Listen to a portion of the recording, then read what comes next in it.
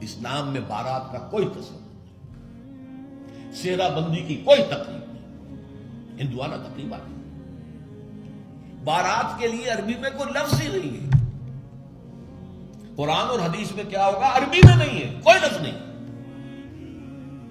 یہ خالص عجمی لفظ، بارات عجمی ہے، ایرانی ہے، اس کا اسلام سے کوئی تعلق نہیں، جڑ کٹ جائے اس کی۔ یہ بھی ہندوانہ تصور ہے۔ ہوتا کیا تھا، ایک گاؤں سے جا رہے ہیں، دوسرے گاؤں سے بیٹی لے کر آنی ہے، اور بیٹی کے ساتھ جہیز آنا ہے، اور راستے میں ڈاکو جو ہیں وہ لوٹ سکتے ہیں، تو یہاں سے جتھا لے کے جانا ہوگا، لہذا وہ جتھا بندی کر کے بارات جا رہی ہے۔